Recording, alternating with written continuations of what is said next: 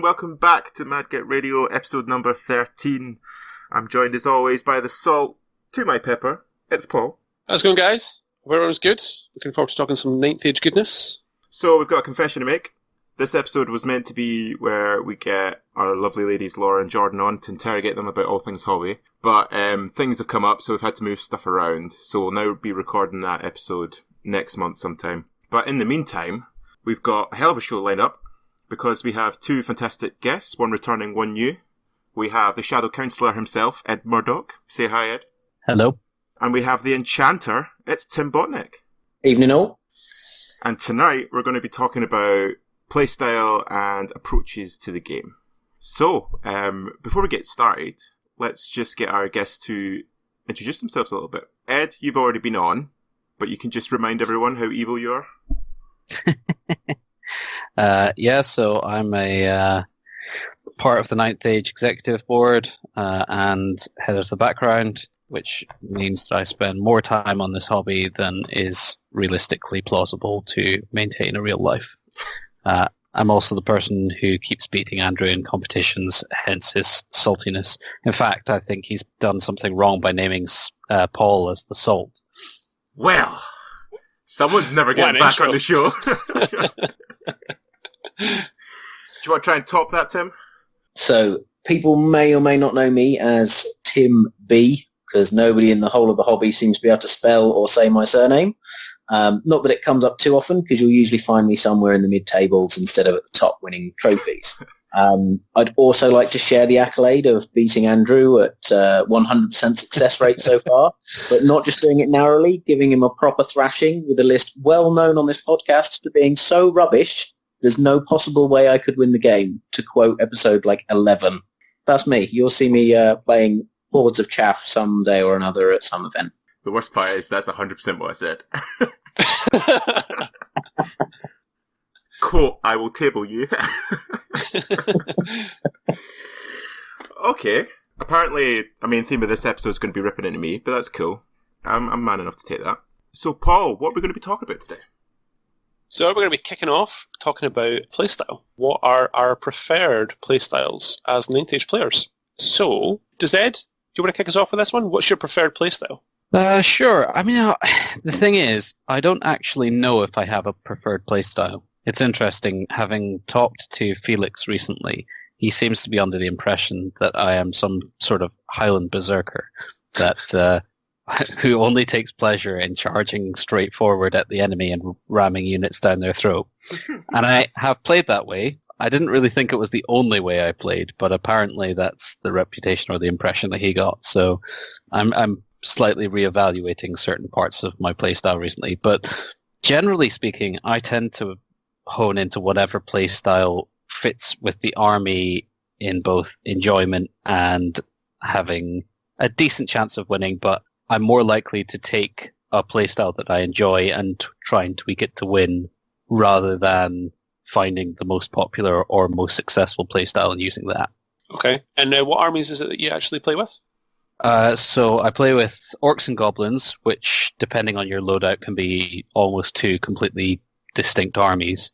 And I play with KOE. I'm in the process of looking at Highborn Elves, Undying Dynasties as two next armies. Okay. So as a KOE and an Orcs and Goblins player, how would you differentiate the two in terms of what you think their kind of default playstyles lend themselves to? Well, I mean, they're substantially different, and particularly now that the peasant list has been nerfed to the point where it's no longer viable, which I don't really care about. You don't really see a horde Equitane army, which is where Orcs and Goblins have their real specialty. So Orcs and Goblins have some options in terms of grinding or in terms of sitting back and pulling people towards them. They've also got a lot of randomness and a lot of things that can surprise opponents. Equitane, it's less about the surprises. It's more about can you position the charges and the counter charges, and essentially can you box your opponent in to the point where you can make the charges that count. And quite often that means you're not doing anything until turn 4 to 5 because you can't risk charging earlier than that and getting bogged down. So they are pretty distinct in terms of how they play. Okay. What about you, Tim? What would you say your preferred playstyle is? So Mine's a little bit different. I would say my playstyle is quite expansive, quite fluid. I tend to prefer to just dominate the table and fill it with cheap units or just bodies on the board, preferably not with any kind of slow parts of the list, something that will get left behind or doesn't have the ability to maneuver itself. So I guess it's kind of like a Zulu-styled play where I look to surround and box my opponent in, not necessarily with the tightest net in the world of units that can actually win the game, but create opportunities and give my opponent a problem. You know, if I can make my opponent take 10 panic tests in a game, something's going to flee eventually, and somewhere I'll have a unit that can charge it and push it off the board. So it's, I don't know how you would quantify this as a play style, but I found that every army I play, I will represent this play style with that army. Like I can't just, like even for example, when I played Dwarven Holds in previous editions and our current version of the game, I won't just tank up, sit in a box and zone out parts of the board like some of the other guys on the scene will with dwarves. You'll regularly see my dwarves in your deployment zone halfway through the game, if not turn 2 if I can ring it, just simply because I need to be everywhere to feel like I'm controlling the game. My favorite list to play are the Beast Herds. They always have been. They're the closest army to playing the typical Zulu fashion of being front, back, and sides. Again, nothing with extreme power in it, but if I'm everywhere, you can't possibly protect the flanks and rears of all of your units, so I'll pick my opportunities when I need them. I like to play in every phase of the game, even if, you know, I'm playing a Beastman gun line or something that, you know, shouldn't physically be possible. I do it to play every phase because then it creates more opportunities for me in the game. So I guess that's kind of what I do. I look to play quite expansive, quite fluid, and just keep myself in the game by having enough units that they get to the end of the game, you know, potentially to finish off an opponent or to keep me in it if I'm down on points or, you know, contest objectives, whatever it is that I'm looking to do at the time. Would you say that's almost like a cloud list, you know, like the old Skink Cloud? Skink Cloud without the skinks. When I played Lizards back in the day in a previous game, I played it with Saurus Warriors at a time when they weren't very good. But I had so many of them, and they were everywhere. You know, you had to respect a unit Saurus getting into the flank of one of your units. The Skinks obviously would set that up, but I would never say I played the Skink Cloud list. But I've played the Skink Cloud with Dwarves. I've played the Skink Cloud with Orcs. I've played the Skink Cloud with armies that can't do it.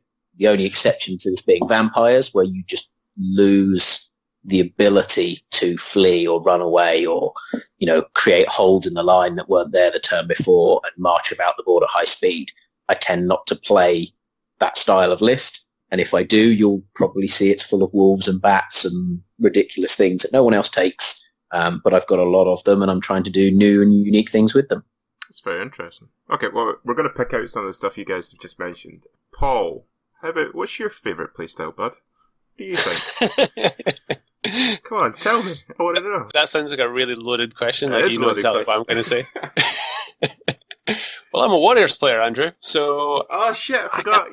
Yeah. So kind of restricted. Kind of gotta get up in your grill and, like, you know, kill stuff. So for all that I play like a super aggressive army, or that's kind of how it's like designed to operate. I don't think I'm actually a very particularly aggressive player. So the whole like play style issue wasn't really something like certainly didn't consider when I was thinking about getting into wargaming and things. So it's actually really interesting to talk about it with players that have been playing the game for longer and playing with different armies. So yeah, like I'm sort of hesitant as a player to kind of just push up kind of regardless, which I think tends to kind of be the stereotype that warrior players have. So certainly playing against other warriors players like you know, Barry's list at the Scottish Champs, like he kind of is like the epitome, the kind of, he is like the Warriors player. He would just bring the hardest stuff and push it in your face. And that's really not how I play at all. I think because I'm very aware that, like every other army, we're still relying on getting like the correct matchups. And so because we can't put pressure on from range, we're really about getting into the right combats. And so movement and deployment are even more important. So I think as a fairly new player, I would still categorize myself as a new player. I think I'm quite hesitant with Warriors. So I think I still need to kind of get to grips with the army from that perspective. I've only ever played Warriors, so I can't really say what my preferred playstyle is. I do enjoy the kind of elite nature of the army, but that's something I'm certainly looking forward to with ogres, is just having a little bit more flexibility and being able to compete in the different phases of the game, which just now you can't really do with the warriors army. But I suspect I'm probably more suited to kind of like mixed arms list, which can compete in more phases and offers a little bit more choice in terms of when you decide to push during the game. Whereas with warriors, you just kind of have to go all in for a lot of the time. So the reason that this episode is what it is, well, Paul and I had a discussion about we should do an episode on playstyle. And then Dan Thomas was up in Glasgow before Christmas, and I went and had a coffee with him. And I was talking to him about, he was at a tournament just before, and we were talking about that. And just the way he was describing the games was just radically different to how I would. And this is where, like, that top echelon of player and just approaches to the game, I think, is different, and I think that's what separates them between everyone else. And he was talking about how he was going to play it this way because it was how he was going to get the most out of the army, and how certain players are stuck in a play style, but the army doesn't match it, so that it stops them getting the most out of it and stuff like that. So that's basically why we've just asked you to tell us what your preferred playstyle is. And interestingly, going through y'all, I would say Ed is an aggressive player. I would say Paul is not an aggressive player. And I got no fucking idea what Tim's doing, but it seems to be working against me, so I might need to come back in a couple of episodes and tell you about that one. But, like, for myself, I'm very defensive. I'm also very reactive. I don't feel particularly confident when I'm on the push. I don't really know why. Like, I do obviously push because, you know, if you don't push, you sit in your deployment for the whole game because you've got to go get points at some stage. But I like seeing what my opponent's doing and then reacting to that. Maybe similar to the kind of thing that Tim's doing, where he's like enveloping and then, you know, forcing an issue. I kind of like to do that as well. And then I know that if players try and push me, there's ways you can get around that, and that's the setup I like to produce in my games. Obviously that can go, I think being a defensive player is sometimes a bad thing because you can almost let your opponent dictate the game too much and you always feel like you're on the back foot. But I think that's why, I mean, I've been essentially allowed to play that way because I play Empire and I compete in all phases, and I probably don't excel in any, probably shooting now actually, they are very strongly shooting, but because you compete in all phases, you shouldn't really let your opponent feel like they're in 100% control all the time. In those phases where they're not competing, you can push an advantage. Yeah, I think that's fair. So, having said all that, do you guys think that the playstyles that you believe you have match your chosen army or armies? I don't. I mean, I chose warriors mainly because I like the aesthetic. Yeah. And it was an army that, I mean, this is at the time when I wasn't really even aware of 9th Age, and I was looking to get into 8th edition, and I was looking at Warriors of Chaos as an army which had a lot of customization, had some really cool magical options, had monsters, had a really good selection of things in the army. And at the time, there was a lot of really good introductory material. I think Warriors of Chaos were quite a popular army, so there was a lot of materials for new players to get into, kind of like introductory guides and things. So that made the army quite accessible for me as a new wargamer. So it was really for those reasons which I picked that army, as opposed to really thinking about playstyle. So I don't really think my playstyle matches Warriors. I still do enjoy the army, but I think knowing what I know now, it might not have been my first choice. I don't know if Warriors is the best army to learn the game with. Okay, that's interesting. So let's cut to a comment that Tim made. So after the first day, we've mentioned this on the podcast before, but after the first day of the Scottish Champs, when we were getting a drink after it, Tim, you said that you felt that Paul wasn't a Warriors player who was playing Warriors. Not sure I said it exactly that way. Sorry, Paul. Well, I quoted you, and it's... Yes. From a playstyle point of view, yeah, the way Paul played the list that he played at that event wasn't conducive to getting the most from the list. I think that you and I had the same kind of experience at the English Championships at Well, where perhaps you realised too late in the game the game plan should have been different on your side, but we'll get more on that later, I think. But yeah. I think as far as matching players to army style, I think, as Paul's kind of said there, that perhaps he's not super aggressive enough to play the Warriors list the way the Warriors was intended, which is to close the distance as quickly as possible and just get bogged down into killing everything. In the same way as, you can get a slightly more defensive player, prefers sitting back and shooting people with guns, a la yourself and the current AOS list with, being able to react and do a bit of everything, but you can sit back and play that kind of safer play style. So I think, yes, you're right. I said something along those lines, that sometimes the player and the strategy don't line up, or at least the strategy holds the player or the player holds the strategy back. Okay. Do you think that, obviously we're trying to link playstyle in the army, so do you think that something like Warriors, you have to be that super aggressive playstyle to get the most out of it, or is it still a list thing? For me personally, I think you can play each of the books differently. Like I said to you guys, like my style and how I would look to play the list, I think I can still do that with the Warriors. You just won't see any Chaos Warriors. You will see a lot of Marauder Cav. You will see me playing lots of Hound units. You'll see me playing random monsters. You might see a unit of Knights or Crushers or something in the list, but I would make what I needed to from that list. There would be lots of throwing weapons. There might be an artillery piece. There'd be lots of different things going on, because I would play it to my play style, because I've spent 21 years in the hobby getting used to playing that play style, and it works for me in a way that it doesn't for other players, or at least they may underestimate it when I'm doing it. But having played it almost solidly for 21 years, I'm quite good at getting that style out of each book. It's not necessarily a good list when you see it written down, but if I was playing a Warriors Smash list, then, the way you have to play that is to get the most from the list. Now, that generally means pushing pretty quickly across the board. Sometimes it means trying to table your opponent. Sometimes it will mean trying to score enough points that by the time they react and grind back, countercharge you, you're up on points. So you have to go into it working out whether you're heavily favored, slightly favored, or, in the worst cases, if you realize that, you're on the downside, this is not a fight you can win, what can you do about it to limit the loss? And I think with Warriors, the way you limit the loss is you cram everything into something and try and kill that something, instead of trying to sit off and, do nothing at range and wait till they get to you. So you're very much of the kind of persuasion that you make the book fit your play style rather than the other way around. For me personally, yes, yeah. I would get my list out of each book one way or another. Okay, that's really interesting. What about you, Ed? Yeah, I mean, to be honest, I suppose I'm trying to find play styles that fit the armies rather than the other way around. I have yet to play a specifically defensive list, just because I don't think it suits the armies that I have at the moment.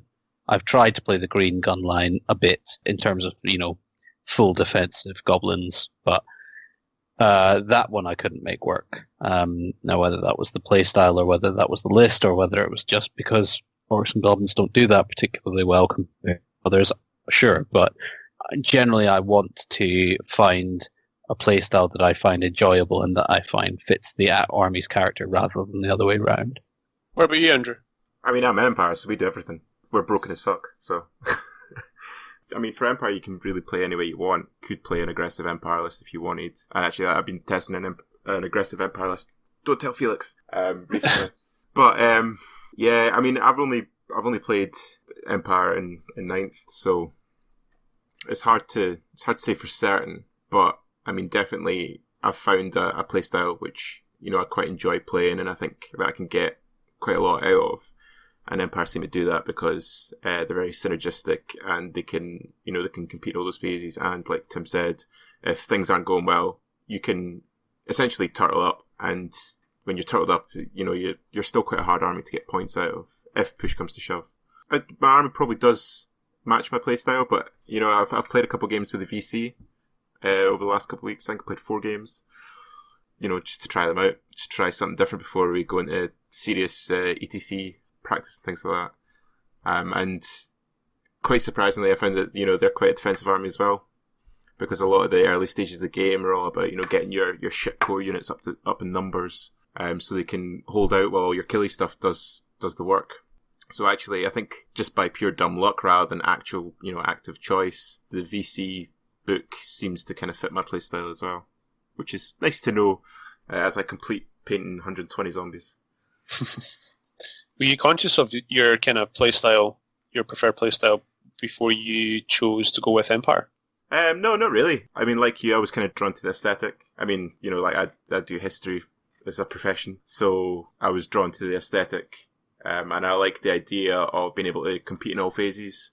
I think it was probably more aesthetic than anything else, like yourself, which just kind of drew me to the army, and it's really just been kind of dumb luck that I've fallen into that. But then I don't know how much the army has dictated my playstyle in return, because obviously I've just played Empire 9th, and I've played what I feel like is the best way to play the book, rather than something like what Tim's been doing is like has this playstyle now, and you try and mold the book to that. So I don't know how much actually just by, you know, playing the game that the Empire books kind of affected the way I play the game. Okay. What about you, Ed? Did you consider the playstyle before you chose Orcs and Goblins in KOE? When I chose Orcs and Goblins, that would have been 20 years ago, so no. It's the honest answer. At that point, I had barely played any games, and I had maybe 2 opponents that I would play regularly. So it was very much just I was drawn to the models. Also, it was part of a starter set at that point. Easy to get hold of a lot of cheap models. I've come to like them, come to love the random elements and, you know, that kind of side of them. They're not necessarily my favorite in terms of background and things. I really like Equitane, which is why I went that direction. But again, that's more for the flavor and feel of the army, more so than it was about specific tactics and things. I would rather have an army that I have a passion for and find a way to enjoy playing it. I'm always going to be driven by that sense of, do I like the feel of the army? I'm still to get to there with Highborn Elves. It wouldn't have been my first choice, but the army was going cheap, so I'll have to learn to love them in some way. So yeah, we'll see how that goes. But yeah, generally speaking, I find a take on an army that I like, and then I build out from there. Okay, cool. So just something that's kind of sprung to mind. Obviously, we're all quite involved in the 9th Age, and we're always trying to grow the game. So for people that are listening that are new players or potentially thinking about picking up the game, talking about playstyle is a kind of topic. For new players, how much do you think they should try and consider what they would anticipate their playstyle to be before choosing an army? How important do you think that is? I think it's hard, isn't it? Especially like brand new players that haven't played like war games in general. If they're coming fresh in the hobby, it's hard to really know. There is a website called, is it Hoodling's Hole, who did like really cinematic big Warhammer Fantasy battle reports, and they had a series which was all about, you know, getting into fantasy and things like that. And I remember that he had a section on choosing armies, and he basically said that your first army choice will probably be aesthetic, which, you know, unsurprising, like we've all kind of agreed that. And then with that first army, you decide what you like and dislike. And he was saying that most players play for maybe about a year or so with that first army, and then they'll discover that they want something else, or they find that their natural playstyle just doesn't fit that army very well, so they go on to something else, and that kind of then becomes their long-term project, which is quite interesting.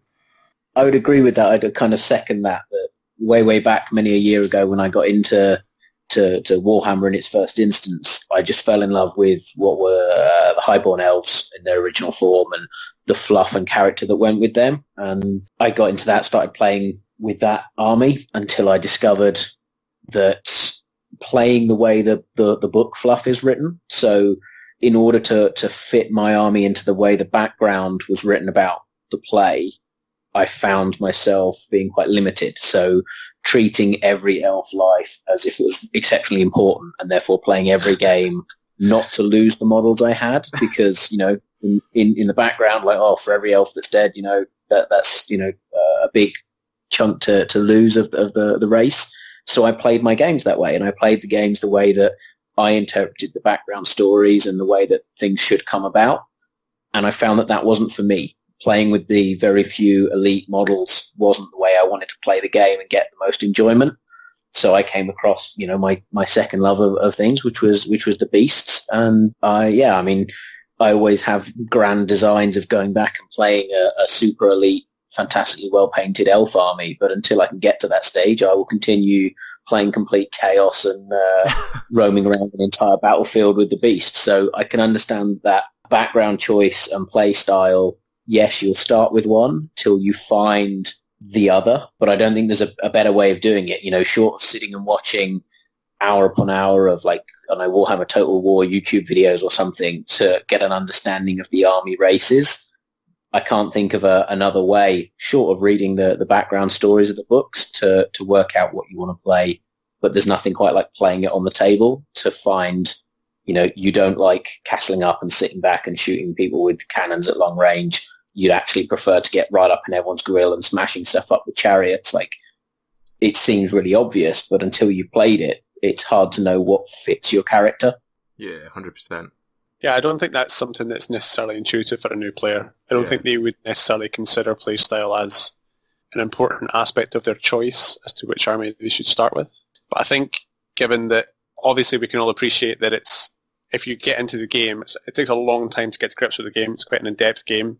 Building an army can take a lot of time. Painting it is quite a substantial process to go through. So for those people that are interested in getting involved, I would say another good way to try and offset any kind of disappointment with your army is just to talk to people and just to see what they think.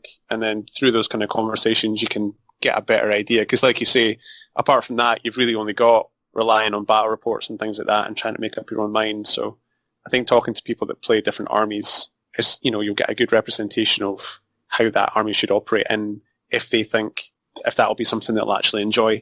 Because I think certain armies are better for new players. I think if you can pick up an army that competes in all the phases, I think that's a better way to get to grips with the game. Because, like I say, I'm a Warriors player, and I'll be playing someone and they'll ask me a question in the shooting phase, and I'm like, dude, I don't fucking know how to fucking shoot. Why are you asking me?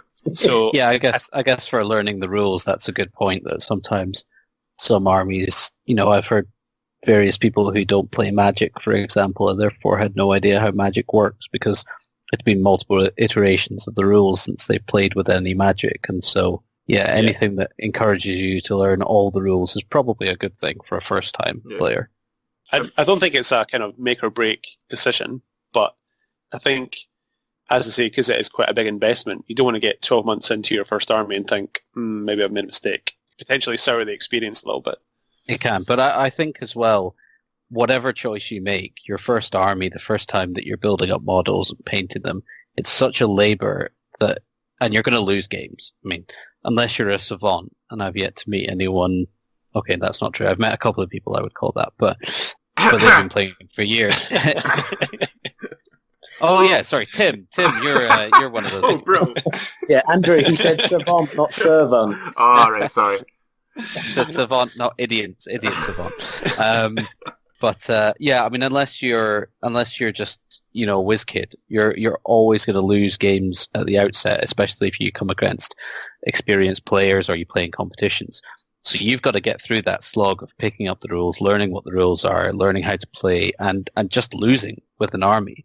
And if you don't love the army, if you don't enjoy bringing it out, if you don't enjoy playing it, and particularly you don't enjoy making it, painting it, and living it, it's going to be very difficult to get to the point where you enjoy the game enough to say, I want a second army, I want something that I can now try and, really meld with.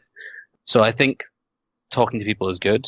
I think trying to maybe even borrowing an army or two just to have a few practice games and see what you enjoy from a game. But ultimately, it's got to be an all-round experience. You've got to love the models. You've got to love the kind of nature of an army in order to keep going at it long enough to pick up the game. Yeah, absolutely. So before we kind of look back at our own playstyles and we discuss that a wee bit further, just going on this thread about new players, what army books do you think lend themselves to multiple playstyles? So if you're a new player and you're coming to the hobby, you don't know what playstyle is yours, you kind of like all the aesthetics of the armies. So which books do you think can play multiple different ways and which give players a lot of versatility in how they build their lists and play the game ultimately?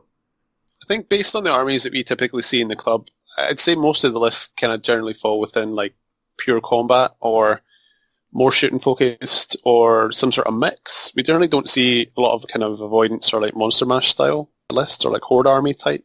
So just based off my experience of what I've seen, I'd say that orcs and goblins EOS can typically bring a little bit of everything, depending on what it is you like. If you like a little bit more of the kind of high fantasy, maybe more orcs and goblins, because they've got more monsters and things. Beyond that, I'd just looking at battle reports and stuff like that, I think Highborn Elves as well seem to be quite effective in a lot of the different phases of the game. So they would probably be my 3 suggestions. Okay. Tim, what about yourself? I mean, you obviously played for a long time. See, this is where I struggle, because I think all of them can do this job. Okay. I think the reason we have a rules team and a balance team in ninth is to make each of the books viable and each of the units within the books viable. Obviously, some are designed to do some things better than others, aka warriors smashing into your face, but if I had to prove it to somebody, I'd play a warriors avoidance shooting list and show you it could be done. It wouldn't be as effective, but that's how I would write the warriors book, with 2 ton of marauders or barbarians and very few kind of armored elite units. So for me, I think you can pick up any of the armies. I think what you need to have in your local gaming community as a new player is different strategies, different play styles. If all of your players all play the same way, you're not going to see the differences in the game. If you have 3 or 4 local players and you all play differently, it doesn't matter what list you pick up first and what list they pick up. You just all need to have a different play style or a different approach to the game, and then you will see the game come through. The only advice to new players is, I guess, don't play dwarves, because nobody else will like to do it. Yes. As a dwarf player, that hurt to say, but I'll say He knows it's it true. later, so you've got no idea what I'm talking about. But I think there's a stigma that goes with playing dwarves. But if you play dwarves and don't sit in the corner and don't sit behind your guns, which as a new player you're not going to know how to do, there's no problem. So for me, I think all of the armies do this job. It more comes down to your local meta as to how the players play the game. That's a really good point. So we've got a couple questions on the whole playstyle thing, but I think before we go into them, just a final question to y'all. Do you think that certain playstyles are safer than others or easier to win with? Leading on from that dwarf discussion. Not to lead the answers in any way there, Andrew. No. That's in the show notes. I think that depends what you mean by safer and easier to win with. See, I think there's a difference between being reliable and being easy to do and therefore harder to fuck up. Yeah. And I think probably avoidance, for example, done well, is the most reliable way of scoring a small win or a small loss. Yeah. That's its entire purpose, is there to not give away points. And it can score well. It's generally not winning tournaments, although there are exceptions, but usually it's going to be doing well, not winning, but in a team environment, that can be a fantastic way to maintain points when you might otherwise lose them. That said, reliable is not the same as easy to play, because I know that I couldn't play an avoidance list. I wouldn't be able to keep track of enough charge arcs and movements and ranges in order to be able to do that. I just can't. So I take my hat off to people who can do it. And yeah, in terms of easy to win, it's difficult to say, I think, because, ultimately any list, any style of play is always going to have a counter. Yeah. And the question is, how good are the counters and who are you playing against? Are you bringing something that's unexpected and out of the ordinary and therefore difficult to counter, or has everyone learned your tricks and knows exactly what you're going to bring? Like the VC list, for example. If that similar list had still been going this year, then I think we would have seen some hard counters to it. Okay. Paul, what do you think? I think if you're just comparing playstyles to one another directly, I think inevitably they'll balance one another out. So I don't think there's necessarily one default strongest playstyle. I think really it comes down to the matchup in the game, which obviously is just on a game-by-game basis. That being said, I think that some playstyles risk less than others, and they can be harder to get points out of. So like what Ed was talking about with avoidance lists. It's not to say that they're easy to play, but they can be harder to lose with if you know how to play them well. So player skill in a lot of these discussions can be considered probably the biggest factor. I think generally speaking, though, I think if you've got a list that can gain points in every phase, you could consider that safer, simply because you've got more time to win the game. Whereas if you've kind of built your list to really only compete in one way, then that could be considered riskier. If you can't get the points back, then you've got no other way of winning the game at that point. Tim, what do you think? Nope. Well, that was easy. Do you know? Not at all? Nope. Each play style is as safe as each other. Then nothing's easier to win with. If you're comparing book to book, then there's a conversation. But play style, for me, it lines up rock, paper, scissors. If you're playing rock and you come up against paper, you're fighting uphill. If you come up against scissors, they're fighting uphill.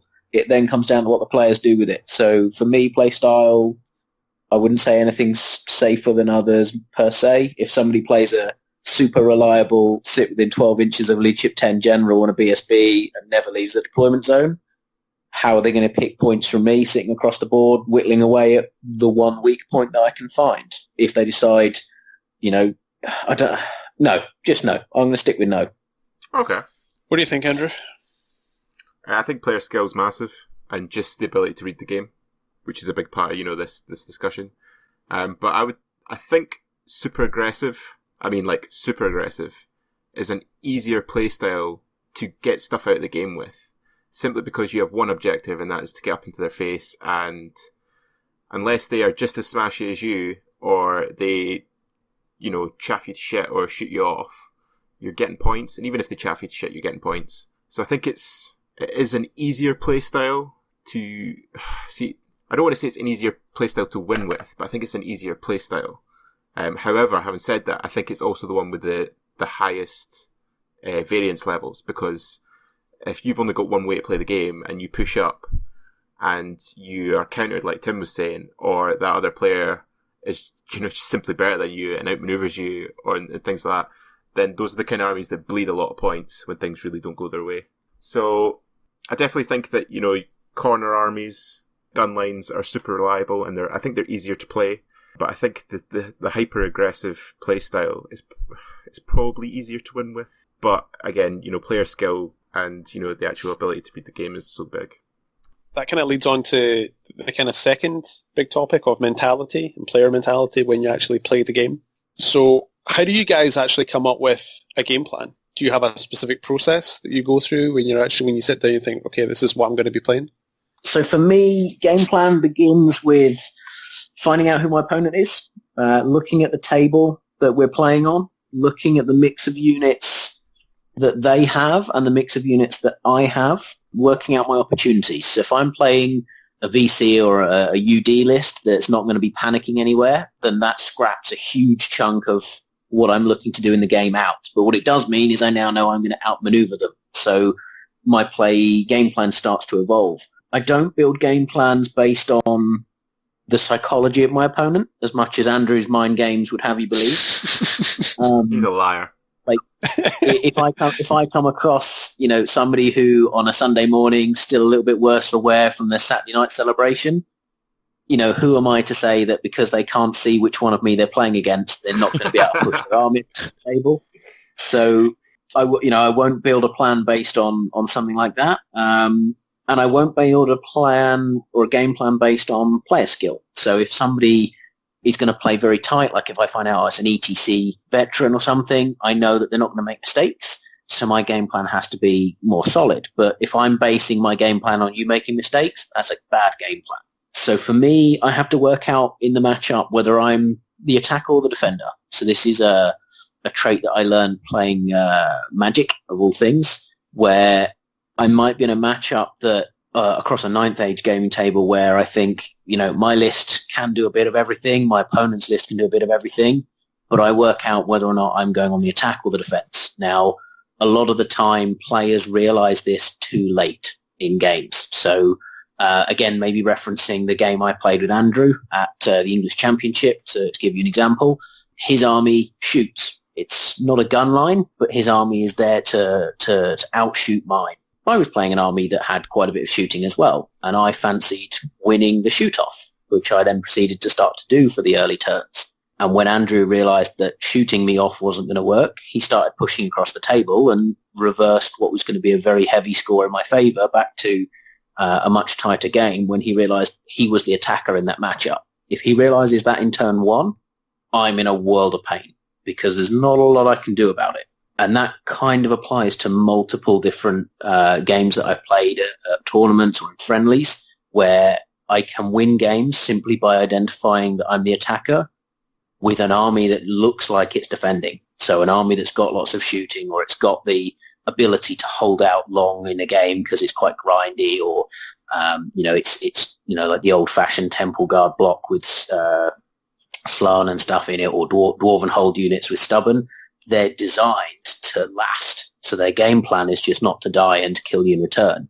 But if you quickly realize that actually you're the attacker and you push across the board, you've still got all your defensive traits, but you're now halfway up the table and your opponent's got far less time to do anything about it. And that's when players tend to make mistakes. So for me, my game plan starts from the minute I arrive at the board, and I start working out in my mind what I can and can't do to my opponent's forces in the game. Hopefully that makes sense. I've just rabbled on for a couple of minutes and no one's cut me off. So I agree, 100%.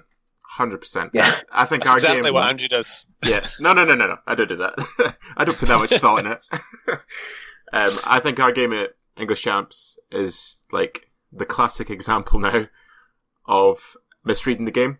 Because I try and figure out who can dictate play and how I can dictate the play.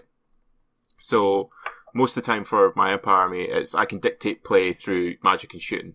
And I can force things, and I can force my opponent to do things that maybe they don't really want to be doing. And I went into that game thinking I can dictate play through the shooting phase. And first turn, didn't do anything. You actually won the shoot off, and I couldn't really fathom how the fuck that was happening. Turn 2 will be better, and it was the same, but all your like jabbers and shit were all up in my face. And it really wasn't until turn 3 that I was like, actually, you know what? I'm being an idiot. I need to push here. And I just 100% agree with what you're saying, that was just realizing that the initial game plan was wrong. And I think that's an experience thing as well, that you've just got to be able to essentially read the game before the game starts. And things like terrain and the secondary will obviously play into that. And I think that's something that I'm not particularly good at yet. I think I need to get better at that, reading the table better and reading the secondary objective a bit better. But I think that's the massive part of how the game will unfold, is just about being able to look at your opponent's army and essentially say how you're going to deal with that. Yeah, I'd add that first time I played, or only time that I've played Tim, was pretty a similar experience of looking at an army and thinking, well, that's a defensive gun line, which then was in my face at the end of turn 1. Was this your siege game, Ed? Yes, and had me scrabbling to gain as many points as I could to offset the fact that I was losing the secondary and losing points at the same time. So no, it's an interesting experience because it's coloured how I look at matchups from then on, which is to put a big circle around anything that vanguards. So how about you, Ed? So obviously that was a painful experience, and I think it goes back to what we were saying earlier, that I actually think that losing is a massive learning experience, because you always find out stuff that you never knew before.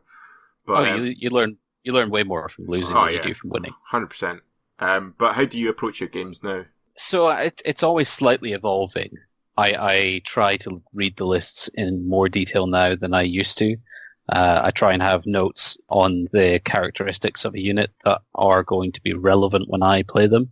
So if I'm playing a defensive shooting list, I want to know all their defensive stats, and I want to have them to hand when I'm looking at an army, because then I know what I can shoot off, what I can't shoot off.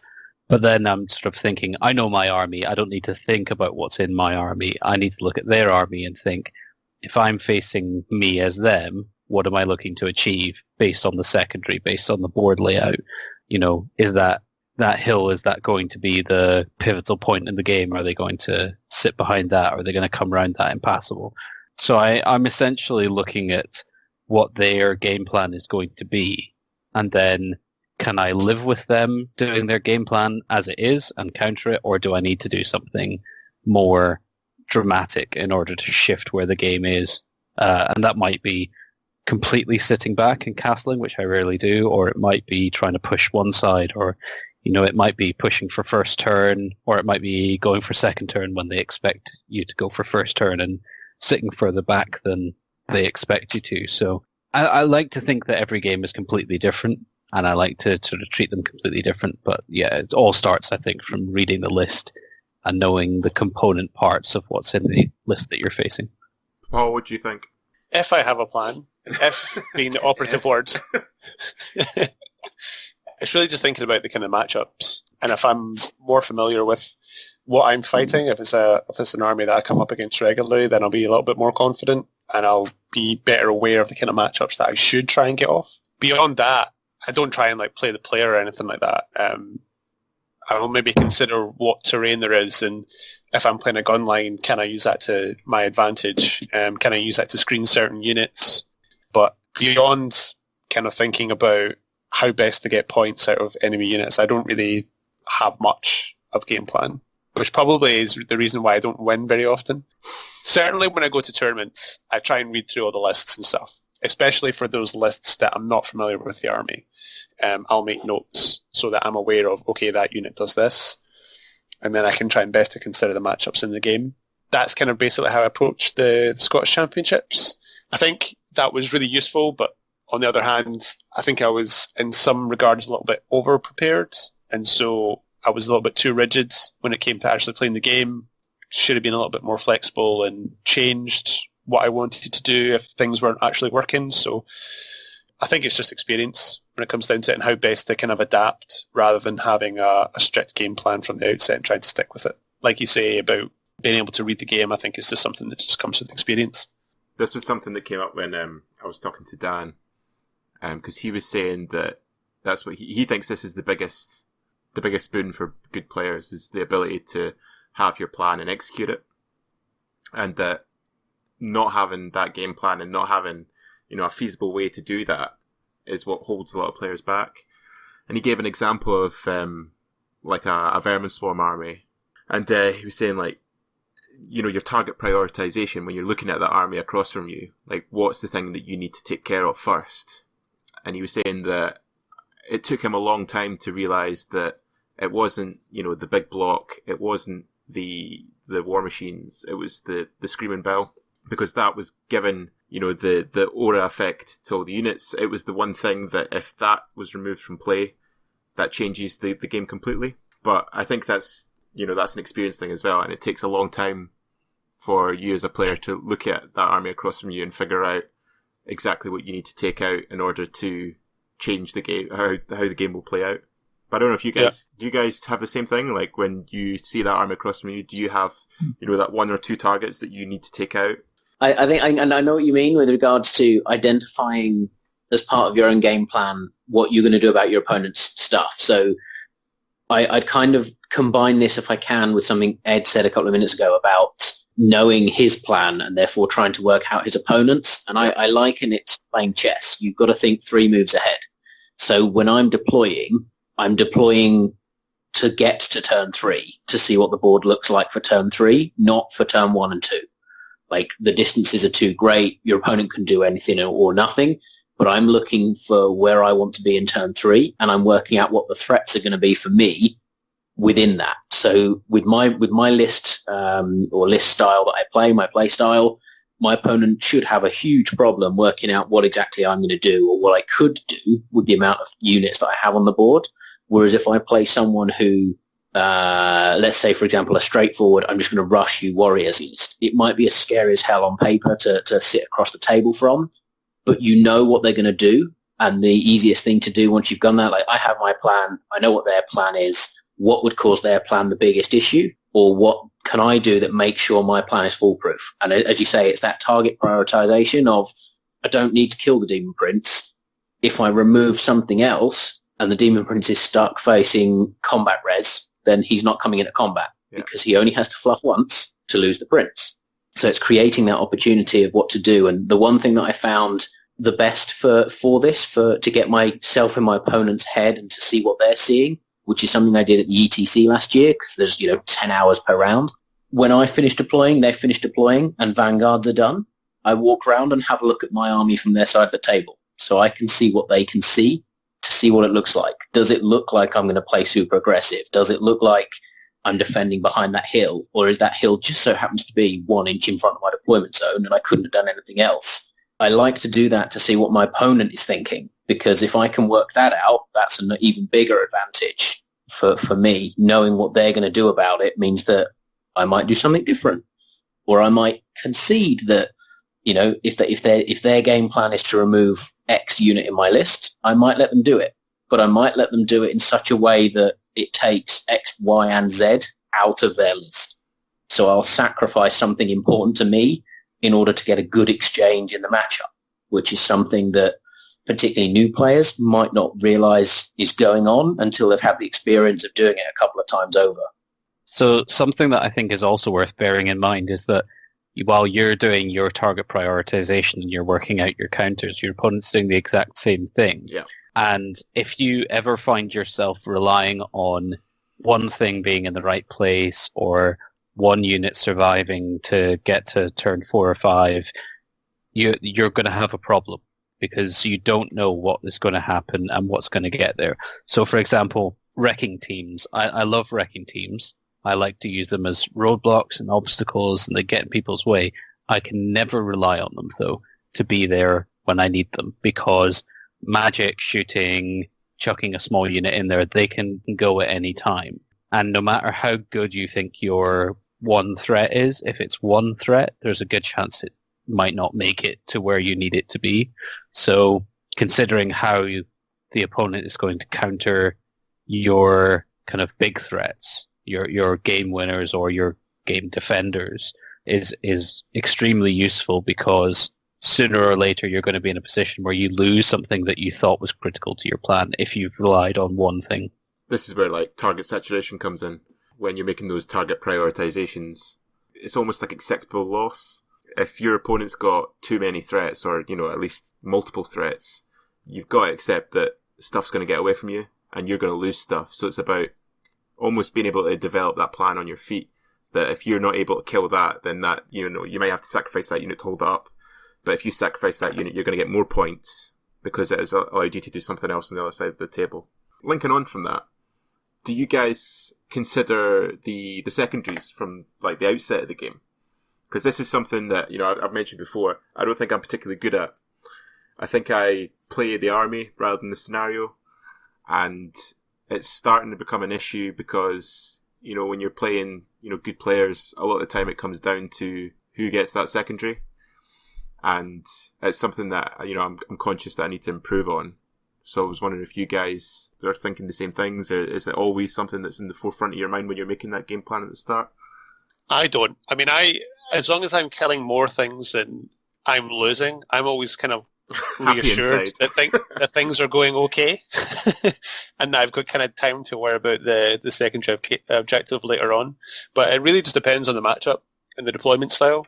If the secondary suits the matchup and the game plan, in which case I don't really need to worry about it. So if I'm playing against a fairly sedentary list and, you know, the secondaries like flags or breakthrough, then I'm really not too worried, because my objective is to get to the other side of the table and to kill things. And if I do that, then I'll be in their deployment and I'll be getting flags, etc. So, and if I'm winning the kind of combat and taking things off, then as long as the game looks like it's going okay, I feel like I've got time to worry about it. But again, I'm kind of the same as you, where, you know, you can get to turn 5 and you can think, oh shit, I've actually not been really considering the secondary and it looks like I'm not going to win it now.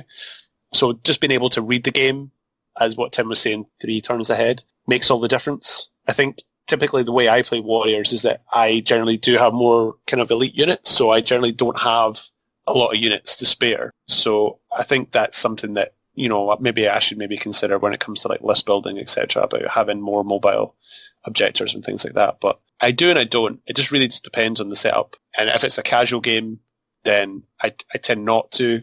If it's a tournament, I generally try to, just because I'm conscious that 3 points is a big swing at the end of the game. And even if the game is going well, you know, that's enough to bring it back to a draw or even a small loss. So certainly more so in certain circumstances than others. Yeah, I mean, it's something that I have started to consider increasingly, as I've appreciated that if you win every game 13, where you trade equal points or you don't make any points, but you take the secondary. If you win every game 13, you're going to be well up in a tournament standing, or you're going to be a backbone of your team's performance in a team tournament. And so pretty much from deployment, I have to be thinking about what's the secondary. So against in our game, Andrew, where it's secure targets. Is everyone just having a go at me today? Yeah, I'm using it as an example. But that tournament, I won 4 out of 5 secondaries. The only one that I lost was the tanking I got from Tanka. But in every other game, I was able to set out the stall from the first moments of the game, bearing in mind what the secondary was, thinking about how my opponent was going to take the secondary, and putting my steps in place to counter that.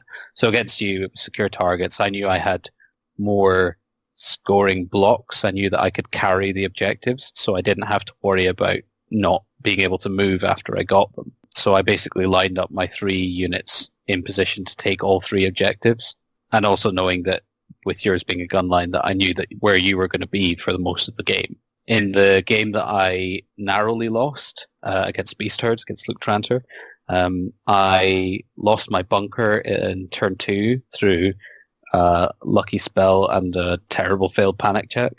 And at that point, I was so horrendously down in terms of capabilities for my list, but at the same time, I'd already built up 2 turns on secure the target for the middle, on hold the ground even, for the middle of the game. So all I had to do at that point was maintain that position that I'd already set in place. And I was able to take the secondary and offset that loss down to 9 points instead of 6 or worse. So I think, given that so many games turn on a small swing, that initial thought of how am I going to get those 3 points or that 6 point swing potentially is such a huge part of the calculation that I don't think you can leave it until turns 3, 4, 5. Okay. Tim, what's your thoughts? I start worrying about them when I start writing the list.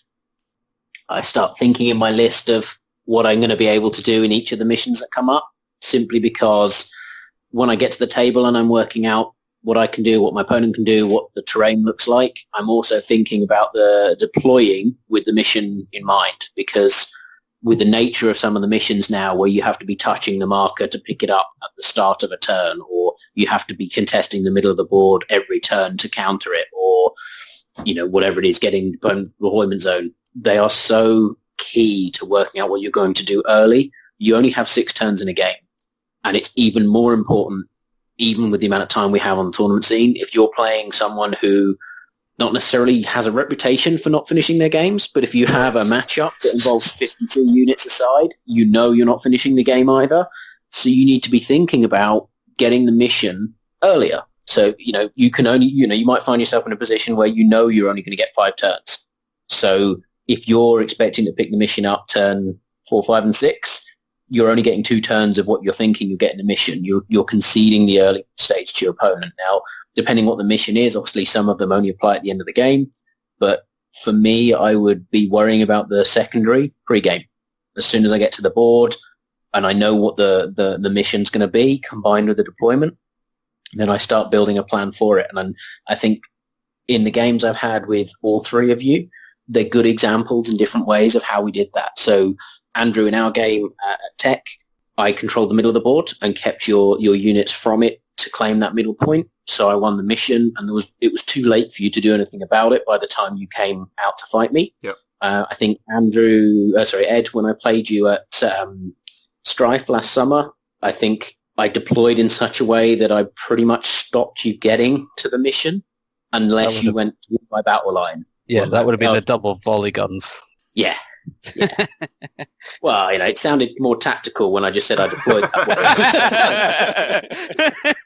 way. People then just start going, oh, I see what you did. And then I think when I played Paul at the Scottish Championship, as soon as we had the 2 penny mission, I spread you out as far as I possibly could in order that all of your threats were as distant from each other as possible. And I was going to bully one of them and then contest the other in my mind. And it just so happened to be I could put 2 volley guns in the middle of the board where I could shoot at both markers. So I was quite happy with how that laid out in regards to I can claim one and fight you for it, and I'll shoot the other one, or any of your threats going for the other one. So my build and my design and my deployment already had that in mind when I came up against your list and was trying to work out, oh God, what can I do? I can't fight it all in one go. I know I'll spread them out as much as I possibly can. Whereas against most people, I stack 2 pennies. Once they've placed theirs, I place mine directly behind theirs as far their side of the board as I can. And I just set up in a very small part of the board and I push straight across the table at them, knowing that with all of my speed and Zulu style, I'm going to cover the other 2/3 probably better than they are and threaten the flank on the open side of the board. So yeah, secondary missions from list writing point of view, I start thinking about having speed and flexibility. And then when I get to the table, that's what I'm deploying for. I deploy to win the mission. And having polygons. That also helps. 2 organ guns goes a long way. I'm just saying that. See, he's full of shit, really. Like, I've got a question for you guys. At what point is the secondary not worth it? There's a couple of circumstances where, well, I think anyway, sometimes when I'm playing a game and I'll think, right, if I abandon the secondary here, I can get a big win anyway. Almost never, is my view. If taking the secondary is on the table, the number of points that you have to take in order to swing that far is vast. Even if you can just draw the secondary? Even then, even 3 points, you're talking, what, 1,200 points? Is it less than that? I can't remember. 900 points. Yeah, it's like 450, so that's about right. Yeah, so to get that many points, what are you killing? And is it a surefire thing, or are you risking a great deal in order to get it? I think the circumstances where you're throwing the secondary to get 3 points worth of battle points is very unlikely. I think, Andrew, is what you meant, like, when you're in a position where you're drawing the secondary. So let's take 2 pennies as an example. You're camped on one, he's camped on another. Are you talking about the potential risk of hurling yourself across the board to get theirs? Or are you talking about just not bothering going for it at all because you think you can table your opponent without it? So like your first example, like you've got the secondary in front of you, and say it's something like flags, right? So flags is a hard secondary for Empire, because you have so many squishy scoring units that 99% of Empire lists will have. So that's a hard one to win. So, and in most matchups, you're looking that objective is going to be a hard push. So at what point do you kind of go into the game thinking that, right, I'm probably not going to win the secondary here. How do I try and offset that as much as I can? You don't. You make your opponent earn it. Like, don't give them anything at all. If they're going to win the secondary, then they're going to have to spend resources doing that. I'm not going to make it easier for them. I'm going to give them as much of a difficulty as possible, because while they're doing it, even if it's a formality and you think, yep, this is a bad matchup, they're going to get my squishy stuff, I can't stop them, they still have to do that. So you just make it as awkward as you can, and in the process you look at collecting what points you can to make up for it. But I don't think I'd ever go into a game where I'm conceding 3 of the 20 points or 3 of the 10 points available to me just because I think, oh, this is bad. I'm not gonna be able to do it. Like, I've always got to make my opponent do it, and if I can, make them stretch, because if they stretch, they'll make a mistake, and if they make a mistake, that's where you get that's why we play the game. It's where the probability and the dice come in, and the organ guns do their thing, and suddenly you turn a loss into a win. So yeah, always make your opponent earn it. Make it as hard as possible for the secondary. That's it's part of the game. You could almost call it the primary objective, because that's what you're fighting the battle for. The killing your opponent stuff is a bonus, but you can win the game without killing any models. Yeah. So the mission is actually a primary, not a secondary. This actually came up recently with one of the executive boards, and he was saying that he struggled to enjoy the secondaries because he was thinking of them as just these tiny little asides that were irrelevant to his army. And this is important to me from a background perspective, because I love secondaries. I think secondaries add character to battles much more so than just a smash in the middle of a field and say, let's see who wins. So he was saying, oh, but why do vampires care about a hill, or they're just going to dominate the whole area? Saying you need to switch how you think about that and think about, why is that hill important to vampires? Maybe that's a barrow. Maybe it's full of powerful undead that you're going to raise and use to vanguard, a whole army, what is the reason that your army is fighting on these grounds? As Tim says, it's what makes the battles individual and unique, as opposed to just being smash face. All very good points. Essentially, I'm just abusing you all for your knowledge, because I think this is definitely an area of the game that I need to get better at. Normally when I approach a game, I think, right, how am I going to win the game? And I don't really consider the secondary, but it's the secondary. Whereas maybe I just need to, mentally just change my approach a bit and think of it as a primary. Right, I win the objective first and then I try and win the game. I think they go hand in hand. Yeah. You set out your stall thinking about how you're going to take the secondary, how your opponent's going to take the secondary, and that will then dictate how the rest of the battle feeds into that whole process. I think the thematic thing goes back to the events that you guys ran last year up with the Wildlings. The one where you guys have the custom scenarios. Yep. Is that Strife? Is that Siege? That's how you need to think of all of the secondaries, as that thematic. This is the point of the mission. And as you say, if it's a King of the Hill or if it's Breakthrough as a secondary mission, you still need to think of the thematic. Why would this be important? And then that puts it front of mind as to, right, I definitely need to be doing this. Yeah. And then that will help with actually playing the game too. See, when you're playing Breakthrough, Andrew, just imagine that there's a Son-style orphanage just behind the battlefield. Fuck the kids. Fuck kids. I don't think that's the message we're going to be sending out. No, man, you got to think Sonstall Brewery or some shit like that. Then you've got me talking. I'll be over there. Are you a dwarf player? No. I think we found the truth here. That's never going to happen. He's too tall to be a dwarf player. Thank you, Tim. Tim abuses me, but he picks me up when I need it. Okay, let's shift focus a wee bit. What kind of... Because we're talking about game plans, things like that. So what types of player or play style do you least look forward to come up against in a game? Gunlines. Simply because if you're playing a list that really only functions in one or two phases, and you're playing against someone that has something to do in every phase, it can feel like you're really only playing for a third of the game. Yeah. And that can feel at times a little bit boring. It's not necessarily that it's bad, it's just not as fulfilling as, say, if you're playing against someone that has an army that matches yours, and so it's a little bit more intense. I'd say gunlines for me, but that's just more because of the army that I play.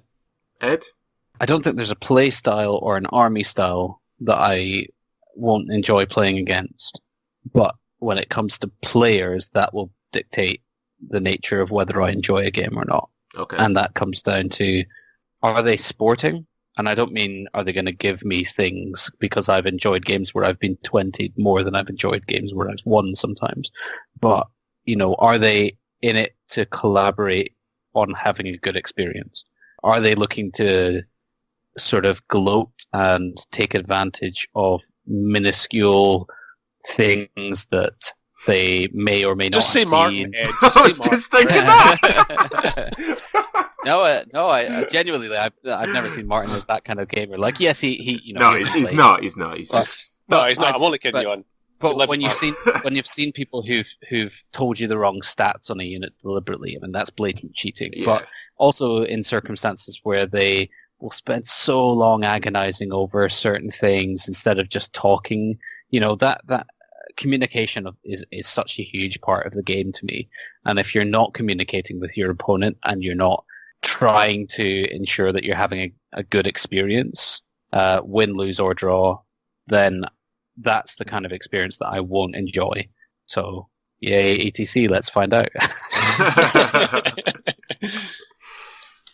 Tim?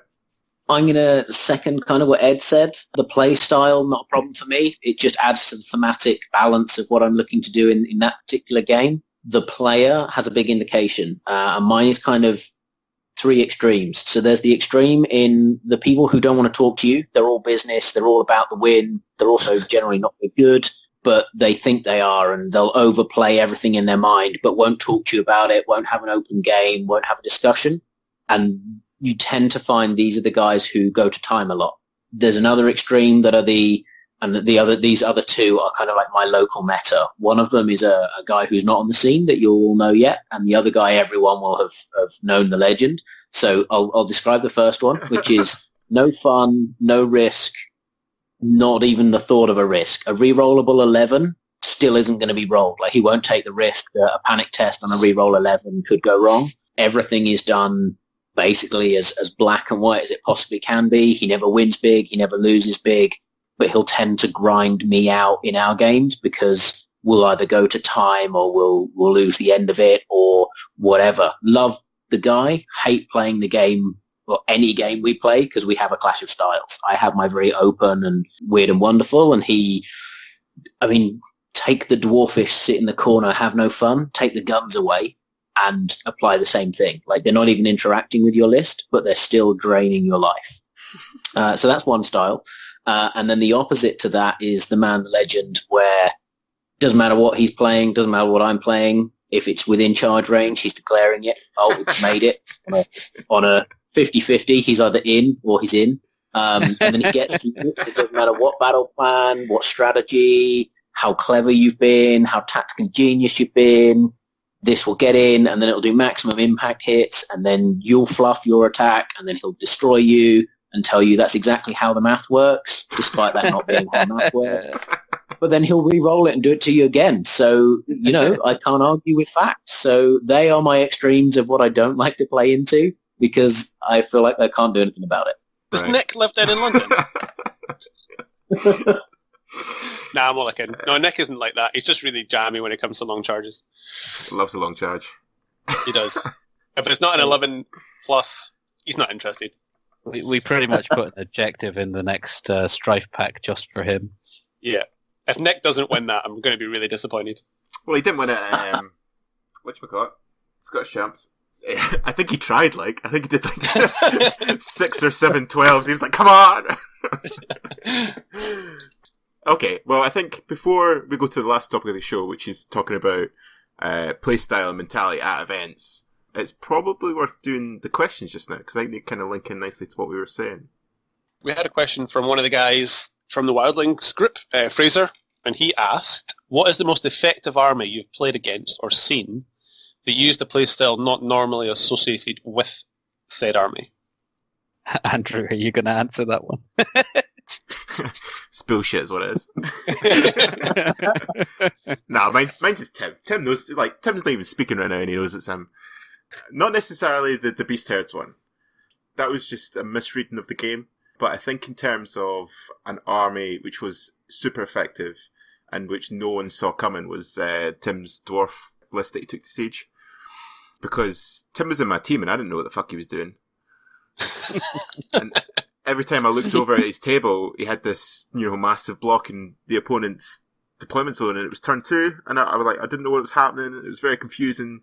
So I would definitely say, Tim's dwarfs would be mine. What about you, Ed? Any armies come to mind that you came up against? You've been surprised by? Probably Tanka, to be honest. Tanka's a shout.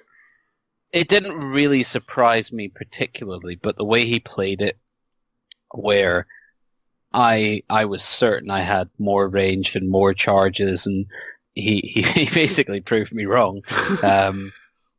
He was able to surprise me by playing defensive but setting up long charges in a way that I didn't expect from a warriors list. But equally, Tim's dwarves definitely gave me a surprise as well. Tim, do you have anything to say about these allegations?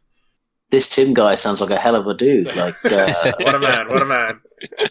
I mean, without wanting to join the love in and grow my ego bigger than it already is, I would say that my lists generally would do this. So my Beastman list that I took to Tech, whilst being complete spam and chaff, outshot a lot of people more than they thought it would.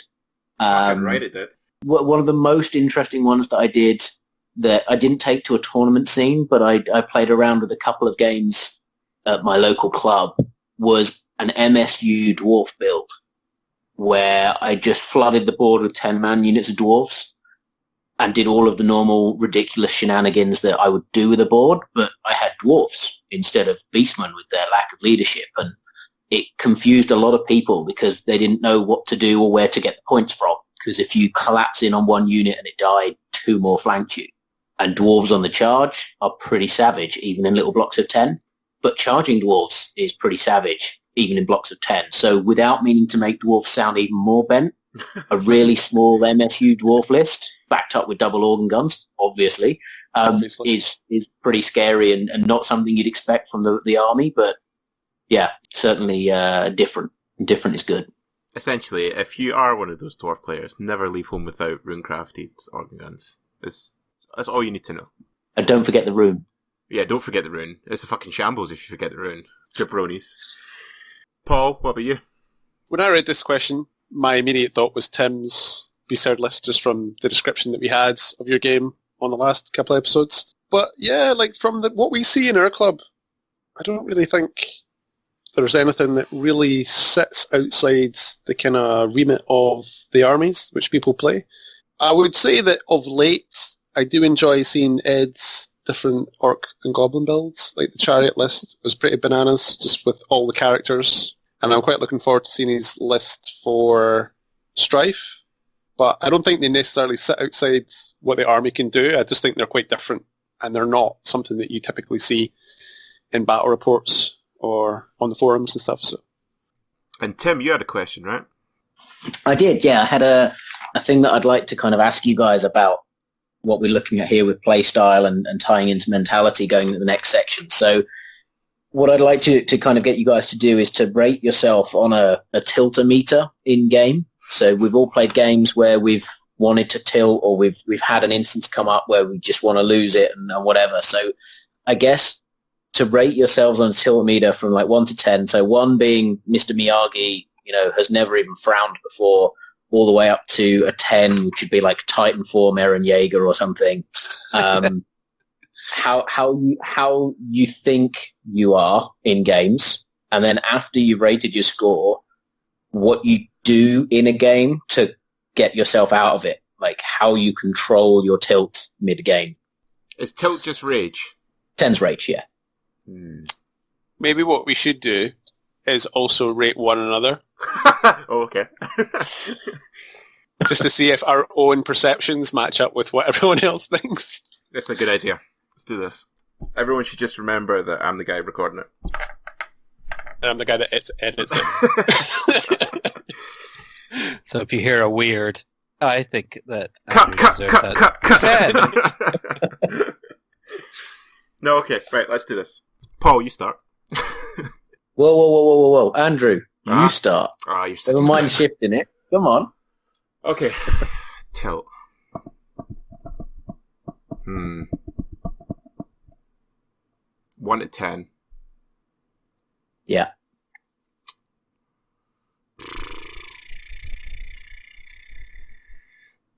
I don't know, I think I'm overall I'm pretty easygoing, but there's definitely games where the blood goes. I'd probably say, I don't know, Mr. Miyagi's pretty fucking chill, like. I'll say I'm a 4. Is that like standard 4 or like worst case scenario 4? What's your average? I think, I don't know. Average? I don't know.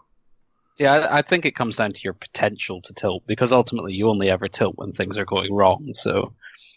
Well, okay, yeah, let's go worst case scenario then. There was one game where I played against Andy, this was last year, and it was just one of those games where nothing goes your way, like everything was going wrong, everything was going his way, and it literally felt that I was making no impact on the game. I think that was probably the most tilted I've ever been. I think that was probably a 7, maybe an 8. See, I would put you at a 7, Andrew. I'm a super tilt. Because not tilt in the way that you get angry at people, but you get kind of exasperated when things are going bad for you. This is true. And I think I've noticed that before, that you can, like, you're not much for poker. Like, if things are going bad for you, you can tell.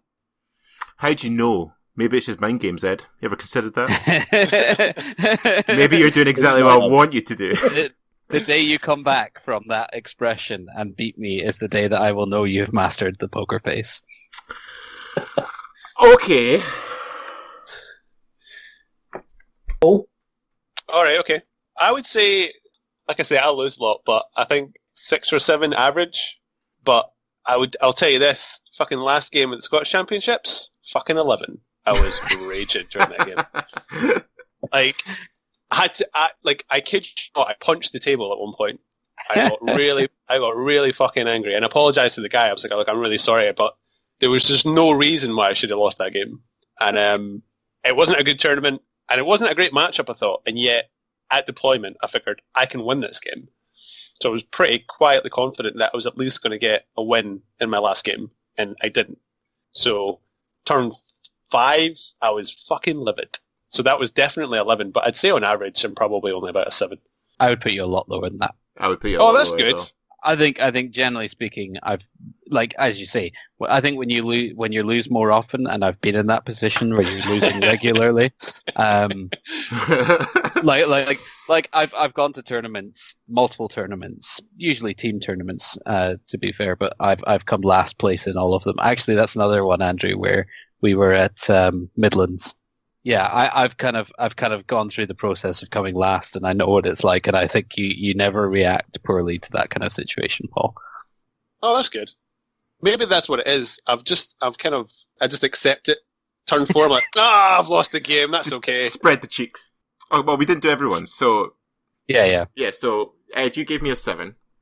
Cause you're a cunt. Is this your chance for revenge? Is it? No. Right. So Paul, what would you give me? I give you a 6. Okay. Tim? I'd say you're about 5. See, fuck you, Ed. Tim's just softening you up. Oh, are we talking about when you're playing me? Oh, if you're playing me, you're an 8. Okay, Paul, I would legit give you a 2. Sweet. Because I've played you a lot, and I know when you're getting annoyed, you pick up your dice very quickly. But that's legit the most you ever get out of you. It's like, all right, okay. I just failed that 10 roll, but I'll just pick up my dice very quickly. Tim, what's your rating for Paul? I'm not even sure I can go as high as a 2. I've played him once, and in our game, it wasn't going well for him, and things started to go against him, and I think he huffed. So I would have him at 1 or a 2 level. Right? Yeah, I would agree with that, definitely. Okay, so Paul, you probably average out at like 2. Right? Get angry, Paul. You're playing Warriors. It's difficult for me because I don't know how I come across versus how I feel inside. I laugh when things go wrong. I try, when the dice just go against you, I try and laugh. That laugh is definitely concealing some internal rage at the dice, but I try not to put that on my opponent as much as I can. I have no idea how that comes across. So what are you giving yourself? See, that's where I don't know what that counts as, but I would say a 5 probably. I'm giving you a 1. Really? Yeah. Albeit, I think we've maybe played each other 6 or 7 times. I've only beaten you once, so most of the time, you're doing well against me. So I'm probably not the best person to ask. You need to beat him more. That's it. It's easy to be in good humor when you're winning. That is definitely but true. I think even if we've played a game, and I dare say there's been rolls of been bullshit and they've gone against you or whatever. Like, I really want to see you as like a 10. I want to see what angry Ed looks like. Well, wait until Strife and see if this list falls apart, and then you'll see it. Awesome. I'd put you in about a 3 or 4 as well, I think. Oh, I'd give Ed a 9 because he's just a fucking rage cage when I smash him. So. Well, it's been so long that the memory's faded. Maybe that's true. Bird. See, I was going to give you like a 4, but fuck you, maybe 5. What about you, Tim? Yeah, I'd probably put you about 3 or 4. Almost all of you. Like, you all seem very laid back and everything. I'd like to see what you're going to score me in a minute, but I would say myself, I play... It depends on the state of the board. If I still have units, 2. If everything I'm doing is going to pop and all of the units are going and I've got nothing left on the board, I will flash up to a 9, and then after about 6 seconds, I'm back to being a 2 or a 3 or something, simply because so long as I've got something on the board, I can play the game. If I've got nothing left on the board and nothing I'm doing is working, I will get frustrated and I'll flash up, and then I'll very quickly remember that I can't win that way, and that I go back to to thinking about a new plan and creating a new opportunity. So mine is, in my mind, very low, but then it will flash up very quickly and then go back down again. But you'll occasionally see me throw a unit into the dead pile, and then by the time I've looked up from the board, everything's normal again, and away we go on my next unit, 5 hounds to kill your Death Star. Like, I'm that optimistic. It's just there will be times when 5 hounds let you down, and you've got to throw them into the pile to let them know who's boss. It's rare, but it happens. Okay. I don't know, Tim. I think you're pretty chill. I'd probably give you, I don't know, like a 3 or 4. Uh-huh. I got very happy when you started to get annoyed when I played you at Tech. Because I knew I was doing something right. I was like, oh, he's pissed off. He just threw that dog into the death bell. Oh, I've got him now. He's going down. Yeah, no, I think you're pretty easy going, I would say. Yeah, I would say a 3. I've only ever played Tim once. It was pretty chilled. Again, it was going pretty well for him. I think the only time in the game that I thought, oh, I've got him scared, was he whipped out his dice during the deployment and he was considering cornering. I thought, oh, he's scared. This is good. This is a good sign. And then he didn't do that, and then I was like, oh, never mind. So I think, yeah, I will be inclined to agree with that. I'd say 3 or 4, but that's really just guesswork. Yeah, I'd say the 3, maybe a 4. There is a particular look you get where something happens that should not happen. And I remember it when I killed your Dwarf King in our game. And there's a particular look like, that defies mathematics. But that's as far as I've ever seen you get towards being actually, expressively pissed off. And the rest of the time, I find that you're great at communicating and talking about the game and what's happening, and not, sitting taciturn on the other side of the table. So that's great from my perspective. Yeah, I'd agree with that. During our game, it was quite good getting that kind of feedback and getting your interpretation of how the game was played and what you thought might have been better options for me. So that's quite good. I don't know if that's what you're like at the end of the game if you've just been thrashed right enough, but that was very much appreciated nevertheless. Thanks, guys. Sweet. So that was good. This should be a regular thing. This is therapeutic. Should be a thing on the show now. I mean, I'm the tiltiest, so I win that, right? Maybe on the forum you could record a tiltometer. I am rage. We don't really have any super angry players in the team, in the group, do we? I mean, Martin's the saltiest, but I mean, he's like that when he turns up, before he's even taken anything out of the box. Yeah, he's fucking salty when he's winning, apparently. I wouldn't know what he's like when he's winning, but...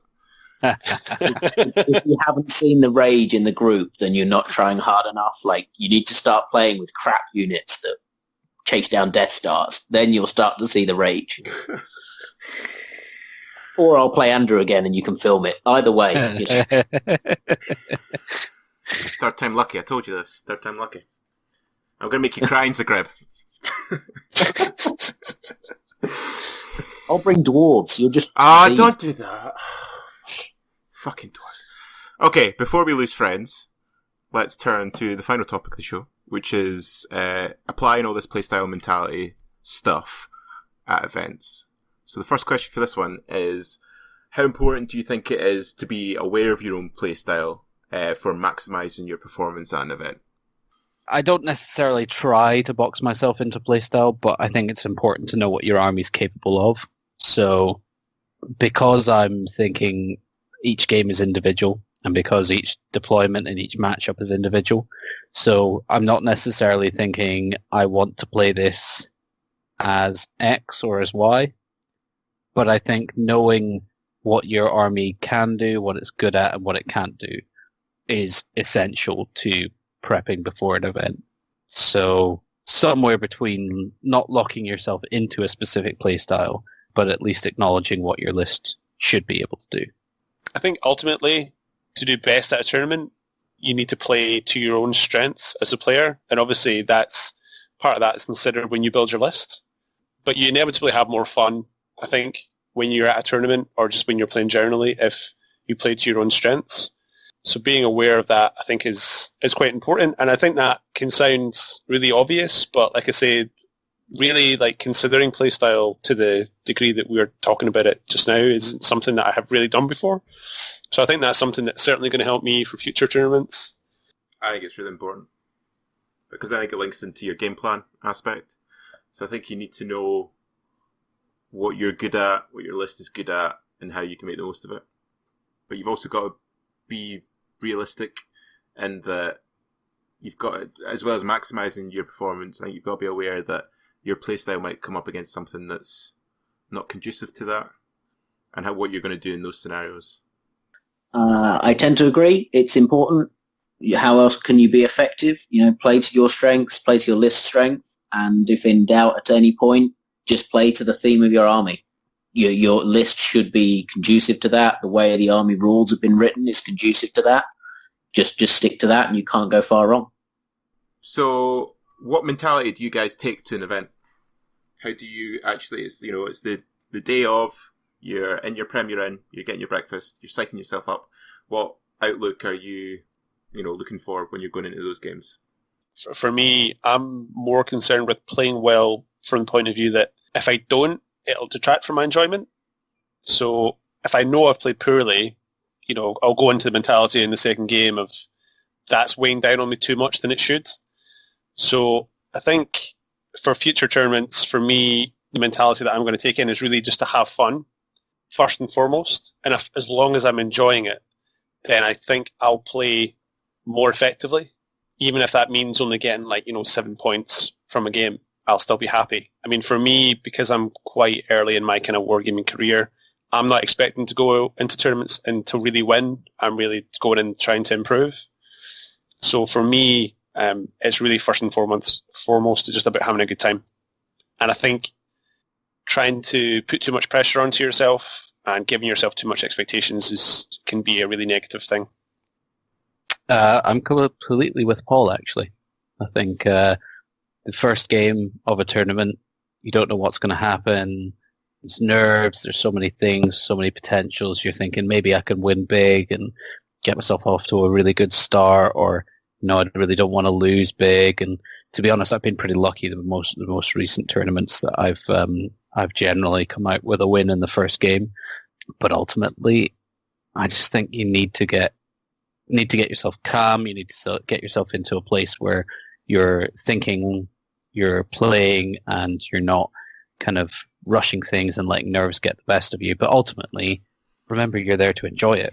Because if you're not enjoying it on day one, you're definitely going to struggle to enjoy it by the end of day two, unless you're just happen to be winning. But if you need to be winning to have fun, you're doing it wrong. Such hippie words.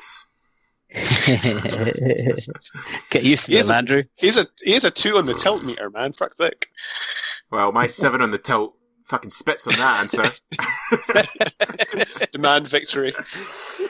No, I set myself goals, so I'll kind of decide how well I would like to do at the tournament. So, for example, at TEC, I set myself the goal that I wanted to be in the top half of the table, and because I didn't get that, I was fucking raging. No, I just think that anything competitive, I think it's healthy to set goals. So I set goals and I try and achieve them. And sometimes you're not going to get those goals, but hopefully in the process of not getting those goals, you learn something else. And if you get those goals, obviously that's your objective complete. But first and foremost, it's a game, it's a hobby. You go there to have a good time. And events are great just for hanging with the guys and shooting shit and just having a good laugh. So in terms of gameplay, I set myself a goal and I try and get that goal as much as I can. But in terms of, just general approach to an event, everyone's there to have fun. So, don't deny yourself that and don't deny any of your opponents that. Unless it's Ed, fuck that guy. What do you think, Tim? I had the perfect variant quote from Conan the Barbarian to kind of answer this one, but now Ed's gone all philosophical and friendly on me. So do it, Tim. I would say, I'm going to say I just play every game in isolation. Like, you hear a lot of people will complain, I was down on, the bottom table, so I should have won my last game. Oh, who did you play? Oh, the current master. Like, he also got beat in his first game. It's like, it doesn't matter what table number you're on, you play that game at that time. And then afterwards, you worry about the rankings. If you go into a game thinking, oh, I have to win this game to get the rankings, you've pressured yourself. So although you're starting the game at 0-0, you're starting the game down because you're now carving yourself out that, oh, I've got to get points. I've got to start winning. I've got to do this thing. And it could impact you playing that game the way that you need to. Sometimes it can cloud people's mind and they'll make mistakes. Sometimes it will put them on the aggression when they're not the aggressive list. I've seen many people in that kind of last game thing of, oh, well, I can't win the tournament, so I'm just going to go all out and try and smash you off, come up against an army that beats the crap out of them in combat, lose the game, and then fall to like the bottom third of the rankings at that event, and all of their friends get bragging rights all the way home. They could have avoided this completely by just playing the game normally. Yeah. So for me, I don't go into an event thinking, oh, yeah, I want to do this, I want to do that, I want to win this, with the exception of maybe going to an event and taking an army that displays nicely for painting and taking particular units that might help me catch the eye of the judges to be included in a painting nomination. Outside of doing that, I would say I just go into the event to carry on the saga of the characters in my list. You know, the army has been chosen because it means something to me. My army list means something to what I'm telling the story of my characters. And then I play each game as if, you know, I was the next battle story in the fluff that supports the army. So, you know, everything has a bit of character to it, and at the end of that, I either win or I lose, and that's how it's played out. But I wouldn't say, oh yeah, I need to beat this player, or I need to set targets to finish above somebody else. You just play 5 games. If your 5 games happen to be against, you know, ETC veterans, you're going to have a very tough weekend, but you're going to have learned so much from that, you know, you don't go into it thinking, oh, I'm just going to learn, like, I've lost this game, but I'll learn what I can. I go into it thinking, you know, they don't know who I am. I know who they are. Does that give me a leg up? Who knows? And just play each game independently. You guys are fucking hippies, you know that? Yeah, sorry. So the last question we have tonight is how much does your preference for, you know, a single event or a team event, how much is that dictated by your own playstyle and mentality? And do you think that you as a player, or just, you know, just as a gamer, are more suited to one over the other? I mean, I've only been at 3 tournaments. I've only played in 2, but I think it really just depends on the type of tournament. Obviously, some are more casual than others. I think at the Scottish Champs, personally, I did feel a little bit more pressure going into that. I don't know if it was because I had just psyched myself out a little bit, or we had been talking about it a lot, and it was probably the first slightly more competitive event that we had in our group. I think that kind of affected my game a little bit. I think team tournaments could potentially be considered to be more stressful in the sense that you have to kind of play to the needs of your team if you're going there to win. You know, if you're playing a list that needs to win big, then there's more pressure there. Whereas if it's just a single event, you're kind of really just playing for yourself, and you really only need to adhere to your own kind of expectations. So I think it just depends on the type of event, as in how casual it is, and if you're going there to, you know, affect your standings or not, or if it's a warm-up event for something else that you're looking to go to. The kind of flip side to that with regard to the team versus singles part of the question, I guess it also depends upon your role within the team, like what we were saying before, but some certain playstyles they're easier to conserve points than others. So there's maybe less stress involved if you're part of the team to fill that role. Personally, I'm not really sure if I'm suited to one or the other, simply because I've never played in a team tournament. I'm not sure. I mean, there's certainly pros and cons to both.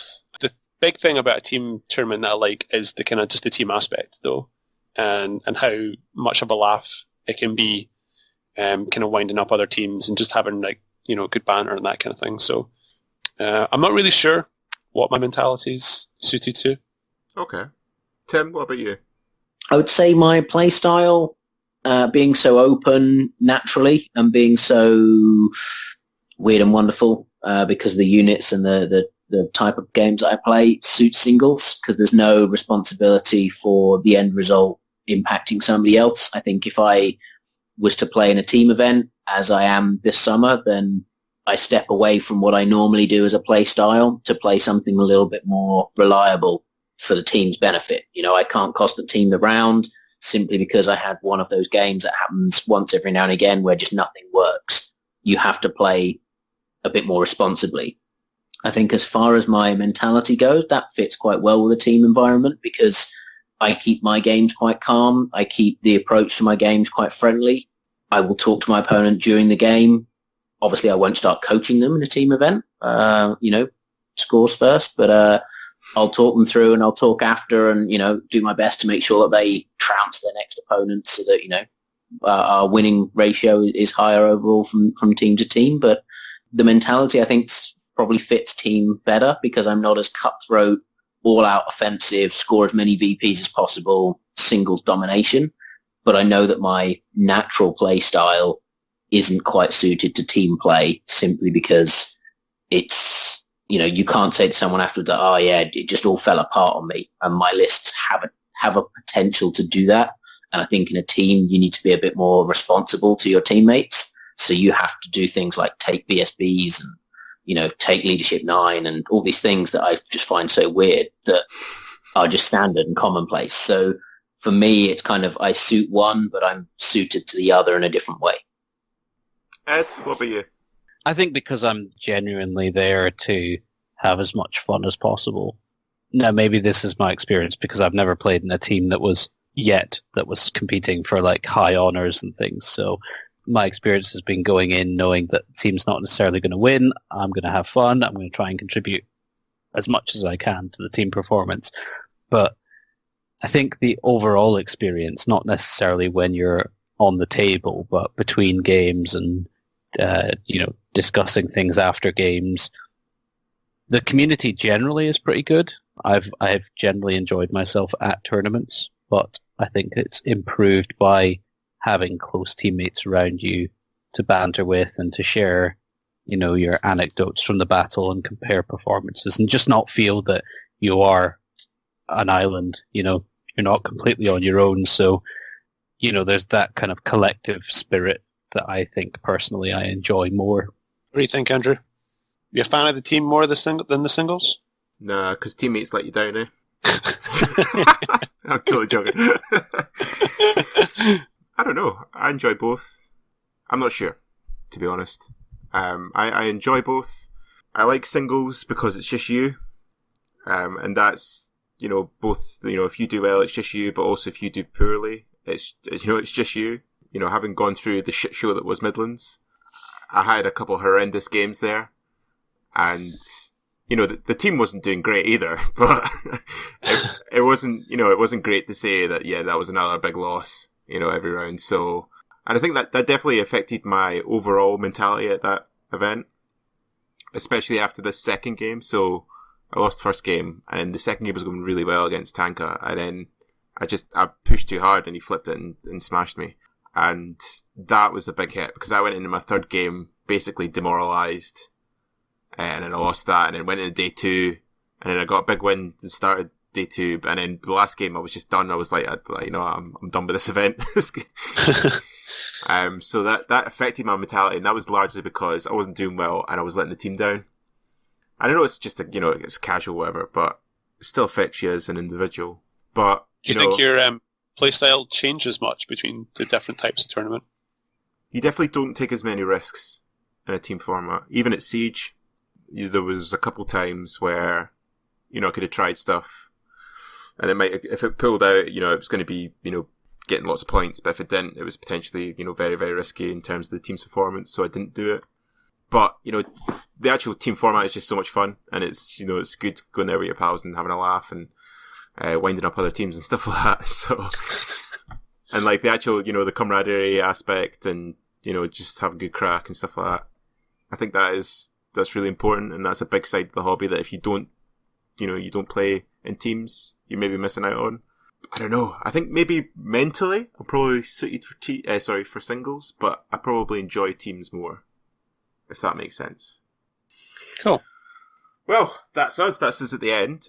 Massive thank you to Tim and Ed for coming on. Much appreciated, especially at kind of short notice to get this one done. Looking forward, we will be having our Widows of Ninth Age episode coming up in the next couple of weeks. So we've already got loads of questions for that one, but if you want to fire in any of your questions, you can do so. You can get us on the 9th Age forum. I'm Lost Cause and Paul is Space Goblin.